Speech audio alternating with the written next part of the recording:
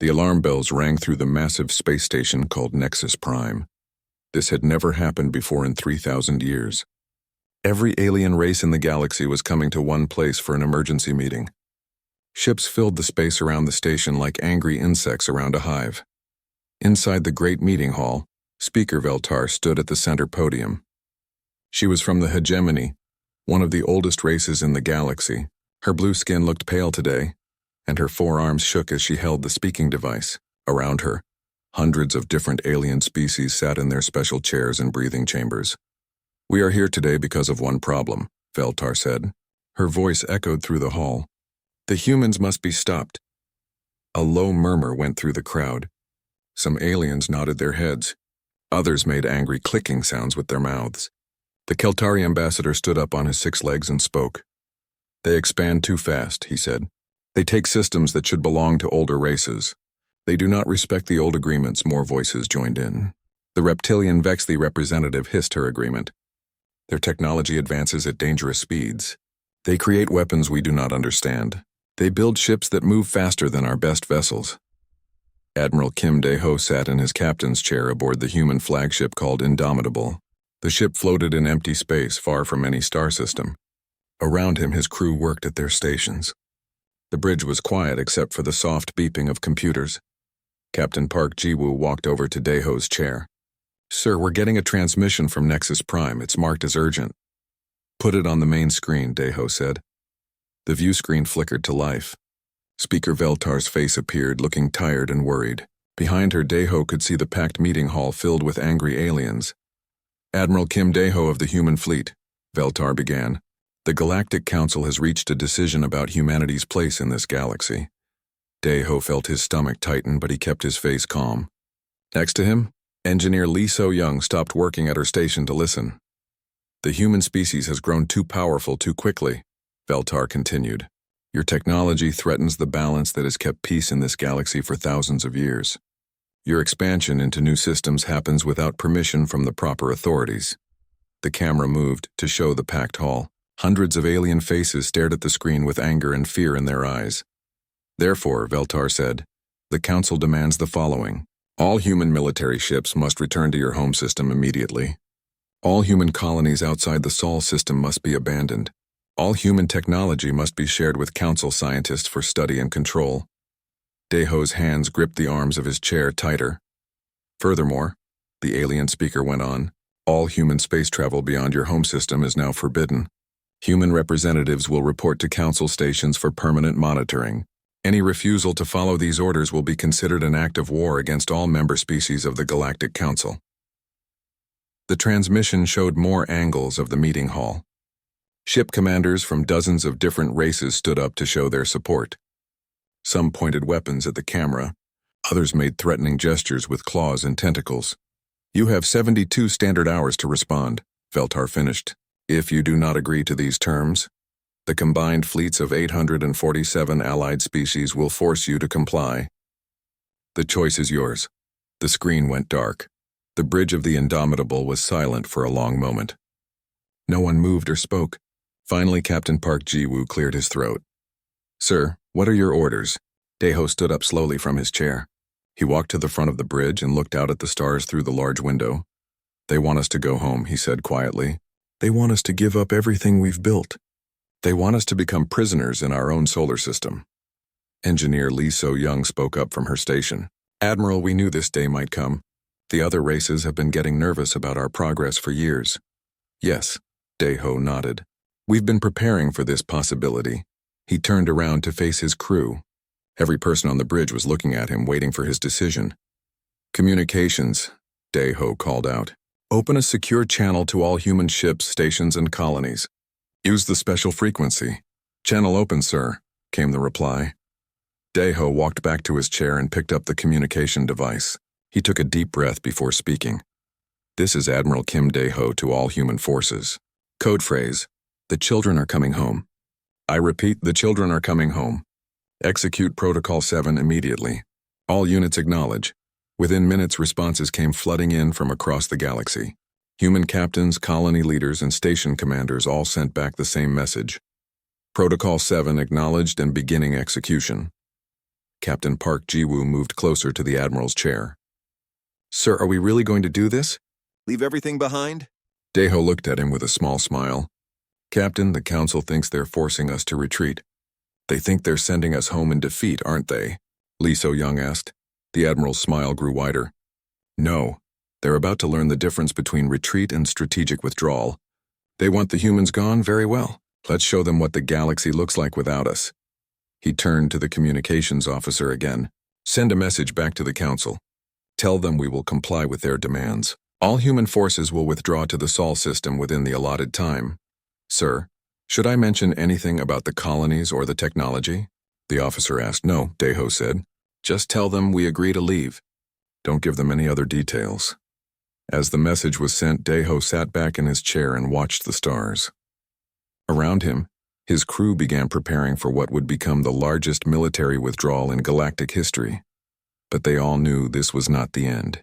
This was just the beginning of something much bigger. The Council wanted humanity gone and they would get their wish. But they had no idea what they were really asking for. The galaxy was about to learn how much it really needed the humans they were so eager to get rid of. The first human ship arrived at Kepler 442b just 12 hours after Admiral Kim Dae-ho's message went out. Colony Administrator Choi Min-ho stood on the observation deck of the main building and watched the massive cargo vessel descend through the planet's atmosphere. "How long do we have?" asked his assistant, a young woman named Park Soo-jin.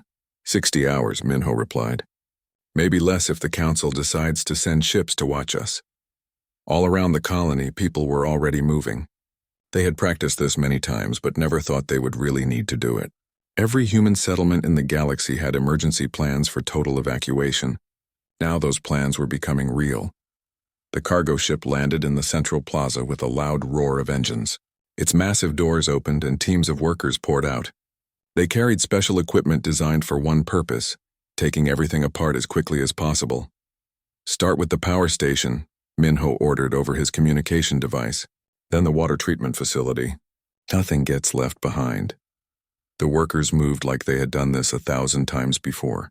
They knew exactly which parts to remove first, which connections to cut, and how to pack everything safely. Within 2 hours, the colony's main power source was being loaded onto the cargo ship. Dr. Yoon Ha-na watched from her laboratory as her life's work disappeared into transport containers. She was the head scientist at the Titan Research Institute, one of the most advanced research centers in the galaxy. For 20 years, she had developed new medicines and technologies that helped millions of people across dozens of worlds.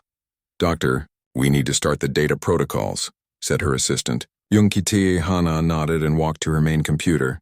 She entered a long password and placed her hand on a scanner. The screen turned red and showed the words "Scorched Data Protocol Activated." "Are you sure about this?" Kite asked. "Some of this research could save lives." "That's exactly why we have to destroy it," Hana said. "The Council wants our technology. They can try to develop it themselves." All across the research station, computers began erasing themselves. Decades of scientific discoveries, medical breakthroughs, and technological advances were being wiped clean. The deletion programs were so thorough that even the quantum signatures in the computer crystals would be scrambled beyond repair. But the humans weren't just destroying everything. The most important research was being copied onto special storage devices that could not be traced or scanned. These devices were loaded onto hidden compartments in the evacuation ships. Captain Kang Tae-young commanded one of 300 cargo vessels involved in the Great Withdrawal. His ship, the New Horizon, had already visited 5 human colonies in the past 2 days. Each time the process was the same: land, load, and leave nothing behind. "Captain, we're getting reports from the outer colonies," said his navigation officer, Lee Hye-jin. "Some council ships are trying to intercept our evacuation fleets." "What happened?" Tae-young asked. "They never made contact. Our ships just vanished from their sensors before the council vessels could get close enough." Tae-young smiled. The humans had been developing stealth technology for decades. Ships that could become invisible to almost any scanner, weapons that could disable enemy vessels without leaving traces, and communication systems that could not be detected or intercepted. The Council had demanded that humans share all their technology. What they didn't know was that humans had been hiding their most advanced developments for years, preparing for exactly this situation. On the mining world of Series 7, The evacuation was more dramatic. The entire planet was one massive industrial complex, with machines that could strip minerals from asteroids and process them into pure materials. The human workers there had built these machines with their own hands. Site manager. One Jeho stood in the main control room and watched as his crews systematically destroyed everything they could not take with them. Massive mining equipment that had taken years to build was being reduced to scrap metal in hours. "Sir, what about the alien workers?" asked his foreman, Kim Byung-soo. "There are about 50 of them from different species. Give them the small transport ship and enough supplies to reach the nearest council station," Wan said. "But make sure they don't see anything important before they go." The alien workers were confused and frightened. They had worked alongside humans for years and considered them friends. Now they were being evacuated while the humans destroyed everything around them. "Why are you doing this?" asked Selka, a reptilian engineer who had worked with humans for 5 years. "We can share the technology. We can work together." One looked at her sadly. "I'm sorry, Selka.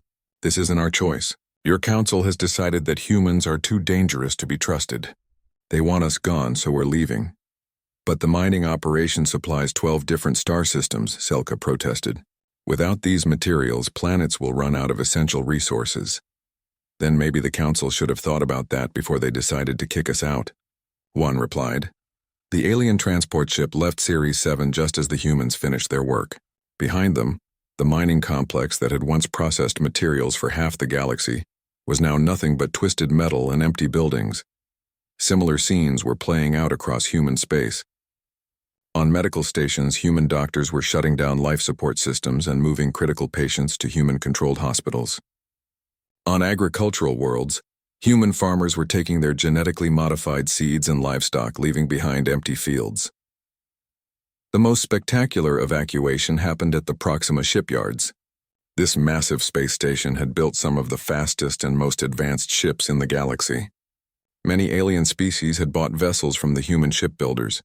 Station Commander Seo Jung-ho watched as the last human worker left the construction bays. Behind them, the shipyard's main computers began a complete system wipe. Not only were all the construction plans being erased, but the manufacturing equipment itself was being programmed to self-destruct. "Commander, we're getting emergency calls from the council," reported Communications Officer Han Sora. "They're asking why their ship orders are being canceled."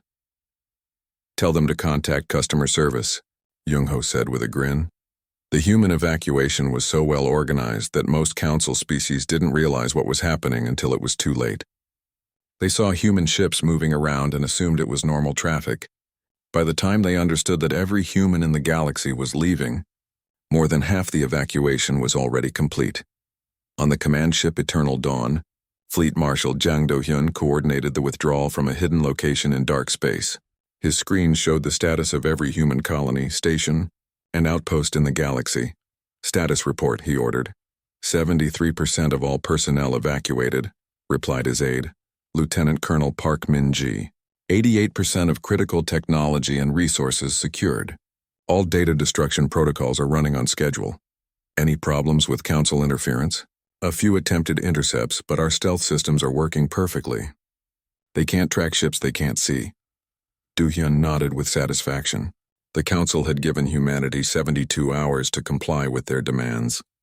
The humans would be finished in 48 hours, 12 hours ahead of schedule. But this wasn't just an evacuation. It was the most comprehensive removal of technology and knowledge in galactic history.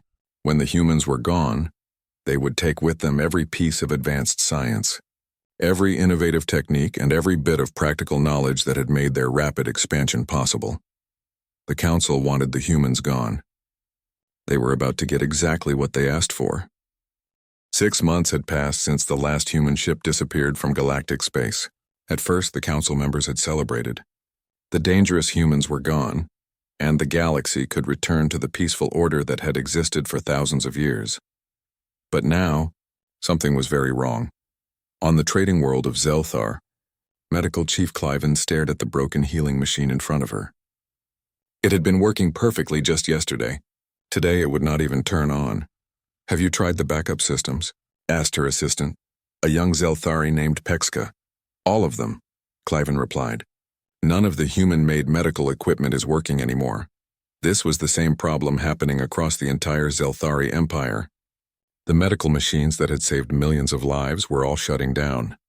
The nanobotic healers that could repair damaged organs and cure diseases had become nothing more than expensive metal boxes.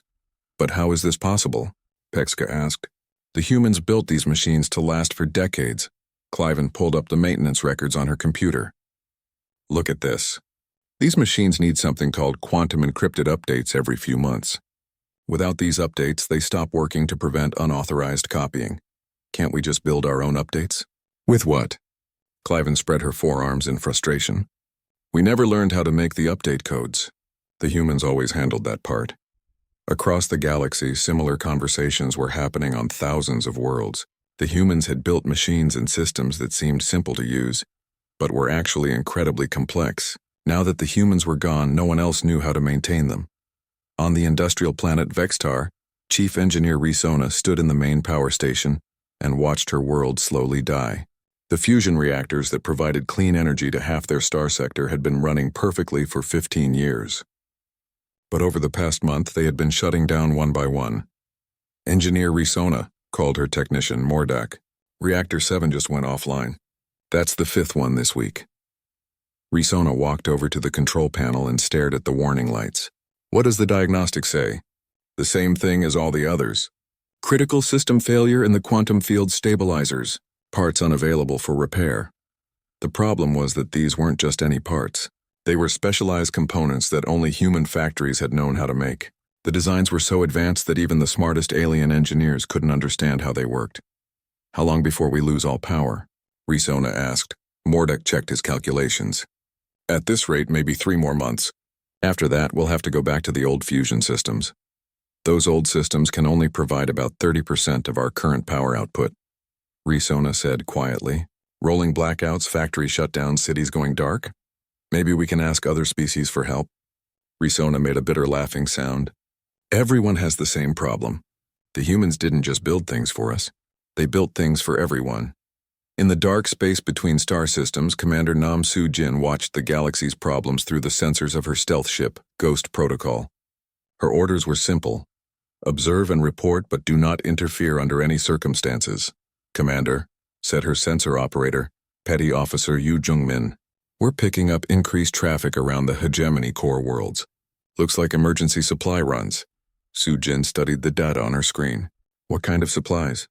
Medical equipment, power generators, food processing units. All the basic stuff that human technology used to handle. Soo-jin nodded. This was exactly what the human leadership had predicted. The galaxy had become so dependent on human innovation that removing it would cause a cascade of system failures. Any word from the other observation posts? She asked. Same reports from all sectors, Jung-min replied. Infrastructure failures, economic problems, and increasing tensions between council species. Soo-jin had been watching the council's emergency meetings through long-range surveillance. What she saw was not encouraging. Species that had been allies for centuries were now arguing over resources and territory. The shared prosperity that human technology had created was disappearing, and old conflicts were returning. The worst problems were happening in the medical sector. Dr. Yoon Hana's research had led to treatments for diseases that affected dozens of different alien species. The production facilities for these medicines had all been in human space, and they had been completely destroyed during the withdrawal. On the planet Mordesh, thousands of Clytel civilians were dying from a plague that human medicine could have easily cured. The local hospitals had the old treatments, but they were less effective and much more expensive. Hospital Administrator Quenkel sent desperate messages to the council every day, begging for help.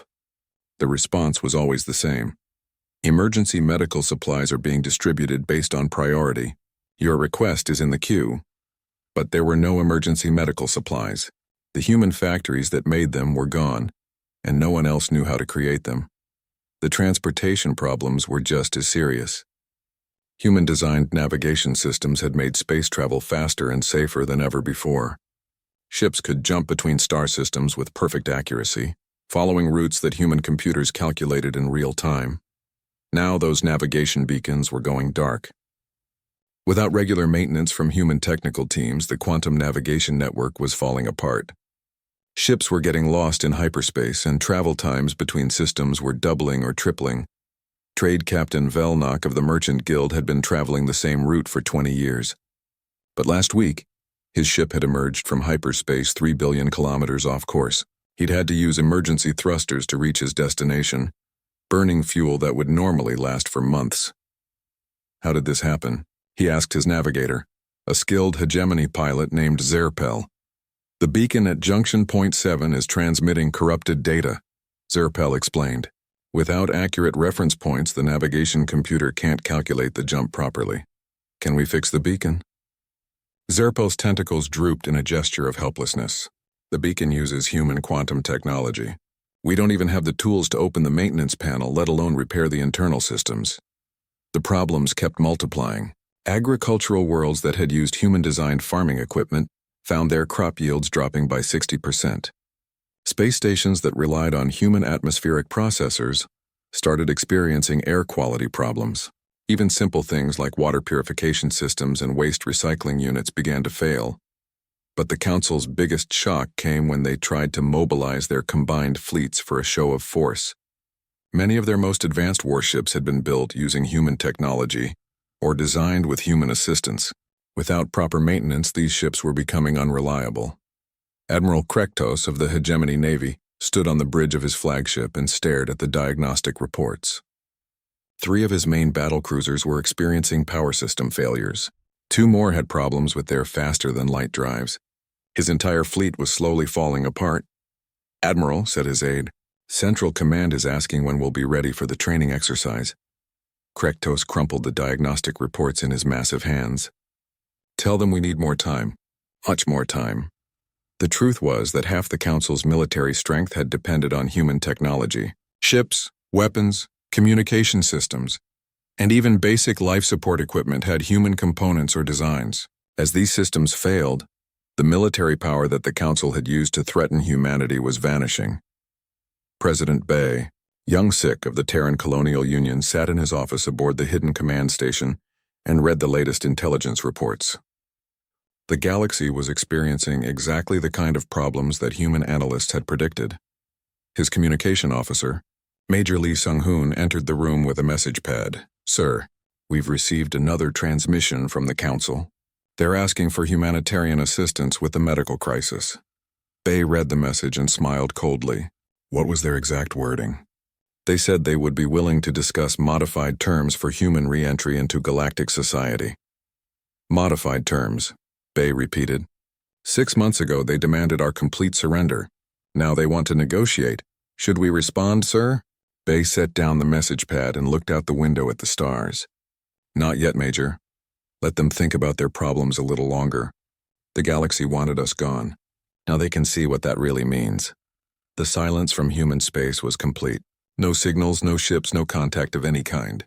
As far as the Council knew, humanity had simply vanished from existence. But their absence was being felt more strongly than their presence had ever been.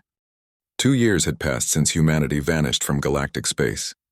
What had started as infrastructure problems had become a full collapse of interstellar civilization. The capital world of the hegemony, once home to 12 billion people, was now experiencing its first famine in 800 years. The vast agricultural systems that fed the planet had been designed by human engineers. Without proper maintenance, the atmospheric processors that controlled weather patterns were failing. Prime Minister Zalkesh stood in the emergency command center and watched the disaster reports scroll across the main screen. Crop failures, water shortages, and power outages were happening across the planet. "How many people are we losing each day?" he asked his aide. "Current estimates suggest about 50,000 deaths per day from starvation and related causes," came the grim reply. "The number is increasing." Zalkesh closed his eyes in despair. This was the most advanced world in the galaxy, with technology that could build cities in space and travel between stars. But they couldn't feed their own people without human agricultural systems. "What about the terraforming worlds?" he asked. His aide's face grew even more serious. "Those are worse, sir. The atmospheric processors are shutting down completely. 17 colony worlds have already been evacuated. 23 more will be uninhabitable within 6 months. The terraforming technology had been humanity's greatest gift to the galaxy. Worlds that had been lifeless rocks were transformed into garden planets where billions of aliens could live. But these artificial atmospheres needed constant maintenance and adjustment. On the colony world of New Kethera, Governor Plexinara watched helplessly as her planet died around her. The sky was turning yellow as the atmospheric processors failed. The artificial gravity generators were becoming unstable. Soon the world would return to the lifeless state it had been in, before human technology transformed it. "How many evacuation ships do we have?" she asked her emergency coordinator. "Enough for maybe 30% of the population," was the answer. "The rest will have to take their chances with emergency shelters." Plexinara felt sick to her stomach. She was being forced to choose which of her people would live and which would die, all because the humans were gone. In the hidden depths of space, Admiral Song Jin-woo commanded the secret human fleet from a base that didn't officially exist. The mobile command station had been built using the most advanced stealth technology humanity possessed. To any alien sensors, it was just empty space. "Status report," he ordered. Captain Oh Min-jung stepped forward with a data pad. "Long-range scouts report the same pattern everywhere, sir. Infrastructure collapse, economic breakdown, and political instability. Some sectors are experiencing complete government failure." Song studied the reports. The Confederation Navy, once the most powerful military force in the galaxy, had lost more than half its ships to equipment failures. The trade networks that connected thousands of worlds were breaking down as navigation systems failed. Even basic communication between star systems was becoming unreliable. "Any signs that they're adapting to the problems?" Song asked. "Some attempts, sir, but nothing significant.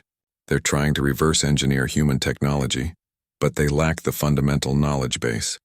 It's like trying to build a fusion reactor when you've never seen fire." The Admiral nodded. This was exactly what human scientists had predicted. The technology that humans took for granted was actually the result of centuries of gradual development, each innovation built on previous discoveries in ways that the aliens had never understood.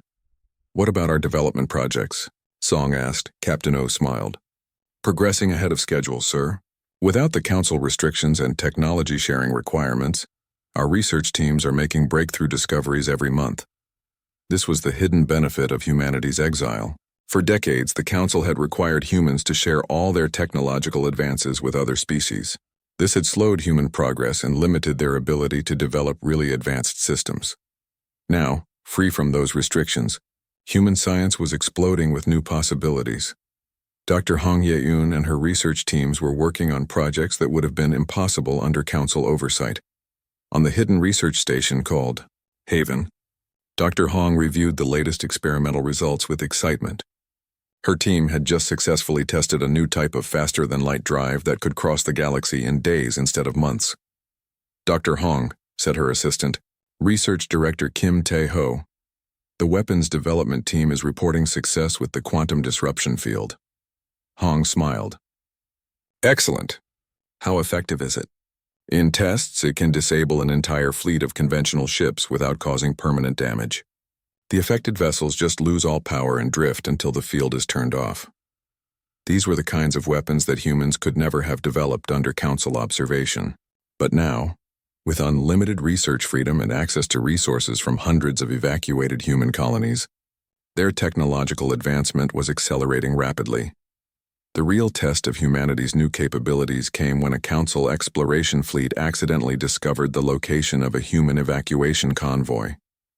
The alien ships moved to intercept, intending to force the humans to return and help solve the galactic crisis. Commander Lim Hai-won stood on the bridge of the advanced human ship Silent Thunder and watched the Council vessels approach. There were 12 ships in the alien fleet, including 2 heavy cruisers and a battleship. "They're demanding that we surrender and return with them to Council space," reported her communications officer. "Response?" asked Lim. "Tell them we decline their invitation," she said calmly. The Council ships moved into attack formation and powered up their weapons.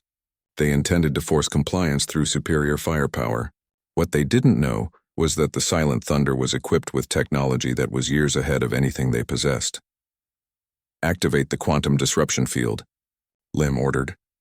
The invisible energy field spread out from the human ship like ripples in a pond. When it reached the Council vessels, their lights went out one by one. Engines stopped, weapons powered down, and life support systems switched to emergency backup. The alien ships drifted helplessly in space, completely powerless. "Send them a message," Lim said. "Tell them their ships will be functional again in 24 hours. Suggest they use that time to reconsider their approach to diplomacy." The silent thunder vanished from sensors, leaving the disabled Council fleet alone in the dark. Word of this incident spread quickly through the Council networks. Humanity's technological advantage was even greater than anyone had suspected. The species that they had tried to control and limit had become more powerful than ever, but the galaxy's problems continued to worsen. On thousands of worlds, alien species struggled to maintain basic civilization without human technology. Food shortages led to riots. Power failures caused economic collapse. The breakdown of interstellar communication made coordinated response impossible. Fleet Marshal Zhang Dohyun received daily reports about the growing chaos from his command, post aboard the fortress ship Eternal Dawn. What he saw was the complete vindication of humanity's strategic withdrawal. "Sir," said his intelligence officer, Colonel Park Dong-min, "we're receiving increased communication traffic from Council space. They're trying to contact us directly now." "What kind of messages?" Dohyun asked. "Requests for technical assistance, offers of territorial concessions, and what appeared to be formal apologies for the original ultimatum." Dohyun studied the message summaries. The same species that had demanded humanity's surrender were now begging for help. The council that had threatened war was now offering peace treaties. "Any official response from our government?" he asked. "President Park Chan-woo has authorized limited humanitarian aid for the worst medical emergencies," Colonel Park replied, "but no direct contact with council leadership. The humanitarian aid was carefully calculated. Human medical ships would appear at planets experiencing plague or famine, provide emergency treatment, and disappear again without explanation. These interventions saved millions of lives, but they also demonstrated humanity's continued technological superiority. The psychological effect on the Council was devastating. They had convinced themselves that humanity was weak and dependent on galactic society. Now they realized that the opposite was true. The galaxy was dependent on humanity, not the other way around. Speaker Veltar, who had delivered the original ultimatum to Admiral Kim Dae-ho, now found herself in the humiliating position of drafting formal requests for human assistance. Her proud hegemony was experiencing massive infrastructure failures, and only human technology could fix them. "What should we offer them?" asked her chief advisor. Veltar looked at the growing list of concessions that the Council was prepared to make. Complete territorial autonomy, unlimited research freedom, exemption from all Council regulations, and a permanent seat on the High Council with veto power. "Everything," she said quietly. "We offer them everything they want, because without them we're all going to die."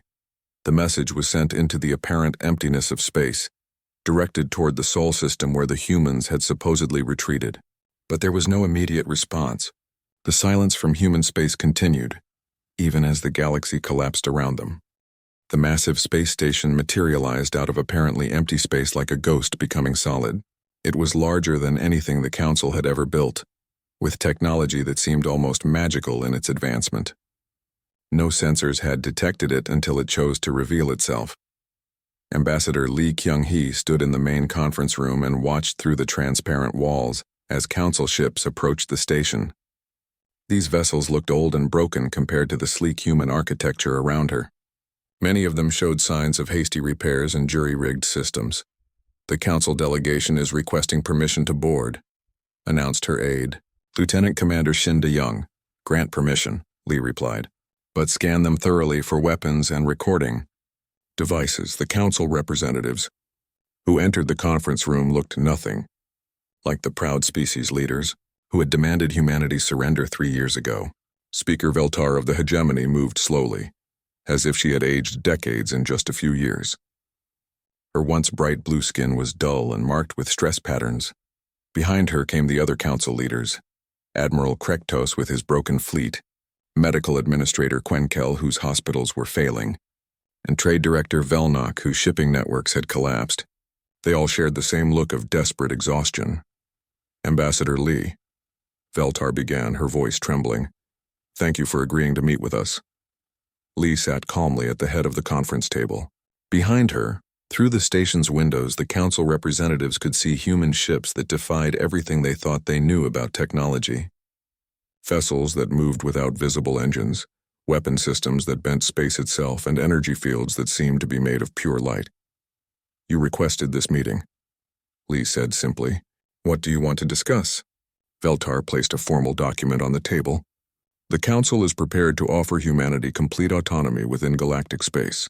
Full territorial rights, unlimited research freedom, and exemption from all Council regulations." Lee glanced at the document but didn't pick it up. "Continue." "Furthermore," Veltar went on, "we offer humanity a permanent seat on the High Council with full veto power over any decisions that affect human space. We also propose exclusive human control over all former human territories and any systems they choose to claim in the future." The other council leaders nodded in agreement, though Lee could see the pain in their eyes. They were giving up everything they had once claimed as their right to control. "And in exchange?" Lee asked. "We need your help," Admiral Krektos spoke up. "Our fleets are failing. Our worlds are dying. Without human technology, galactic civilization will collapse completely within another year." Lee stood up and walked to the window. Outside, she could see Captain Moon Jae-sung's battleship New Terra floating nearby. The ship's hull seemed to shimmer with energy fields that no council scientist could understand.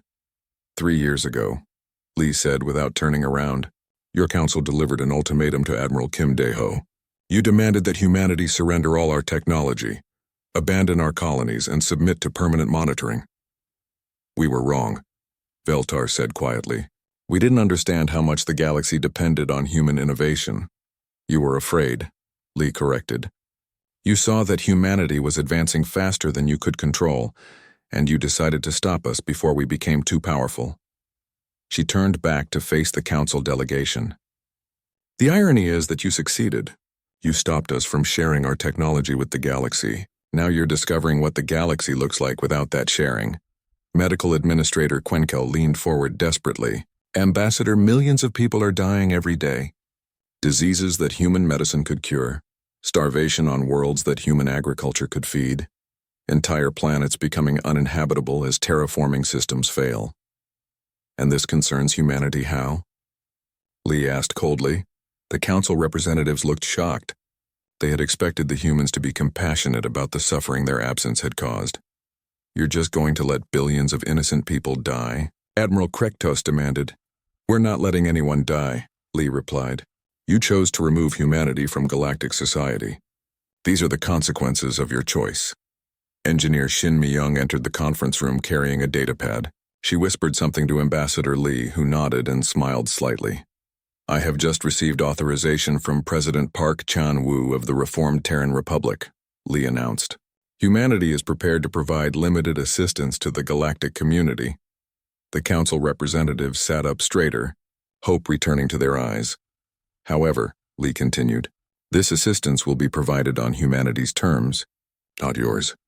She activated a holographic display that showed a map of the galaxy. Large sections of space were now marked in blue, indicating human territorial claims. First, humanity claims exclusive control over all systems within 50 light-years of any current or former human colony. This includes systems that were previously considered Council territory. Trade Director Velnok gasped, "But that's nearly a quarter of inhabited space." "Second," Lee went on, ignoring the protest, "all human technology provided to other species will remain under human control. We will operate and maintain our equipment, but we will not share the underlying scientific principles." "You want to keep us dependent on you," Veltar said. "You made yourselves dependent on us," Lee corrected. "We're simply acknowledging the reality that you created." The holographic display changed to show trade routes and communication networks. "Third, all interstellar commerce and communication will be managed through human-controlled systems. We will provide these services at fair rates but under human oversight." "What you're describing is not cooperation," Admiral Krektos said angrily. "It's domination." Lee's expression didn't change. 3 years ago, you had the choice between cooperation and domination. You chose domination and tried to force humanity into submission. Now you're experiencing the results of that choice. She gestured toward the window where more human ships were becoming visible. The technology displayed was so advanced that it seemed almost supernatural to the council representatives. The difference is that humanity earned our position through innovation and capability. You tried to maintain your position through fear and threats. Engineer Shin Mi-young stepped forward again. Ambassador, the restoration protocols are ready for activation. Lee nodded. Initiate Phase 1. Across the galaxy, human technology began to return to critical systems. On worlds experiencing medical emergencies, hospitals received new equipment operated by human technicians. Failing power stations were supplemented by human energy systems. Agricultural worlds received human farming technology to prevent famines. But every piece of equipment came with human operators, who could not be replaced or dismissed. Every system was designed to shut down if tampered with or threatened. The galaxy was being saved, but on humanity's terms. This is not the partnership we hoped for, Veltar said sadly. This is not a partnership at all, Lee replied. This is humanity providing charitable assistance to species that demonstrated they cannot be trusted as equals. The council representatives sat in stunned silence as they realized what had happened. They had tried to force humanity into submission and instead had made themselves subordinate to human power. Your ships may return to council space, Lee said. Inform your governments that humanitarian aid will be provided where needed, but political relations will be conducted on humanity's terms. As the council delegation prepared to leave, Speaker Veltar stopped at the conference room door. How long will this arrangement continue? She asked. Ambassador Lee considered the question. Until the galaxy proves it can be trusted not to threaten humanity again. Based on recent history, that may take a very long time. The council ships departed from the human station and began their journey back to their failing civilizations. Behind them, the station vanished from sensors again, becoming invisible to all detection systems. President Park Chan-woo stood in his office aboard the command station New Geneva and watched the final reports from the negotiation. The galaxy that had once threatened humanity with total war was now completely dependent on human assistance for basic survival. Sir, said his aide, Secretary Kim Young-ho, the council is broadcasting your terms to all member species. There's been no significant resistance. Of course not, Park replied. They can't afford to resist. Their choice is simple. Accept human leadership or watch their civilization collapse. The transformation of galactic society had taken less than 3 years. What had once been a collection of independent species working together as equals was now a hierarchy with humanity at the top, not through conquest or war, but through the simple demonstration of how much the galaxy needed human innovation. The final message was broadcast across all known space on every frequency that could carry it. This is President Park Chan-woo of the reformed Terran Republic. Humanity has resumed limited operations in galactic space to provide humanitarian assistance to species in need. All previous territorial and technological agreements established by the former Galactic Council are hereby declared void. New protocols will be established under human oversight. Any species requiring assistance should contact the nearest human facility and submit a formal request.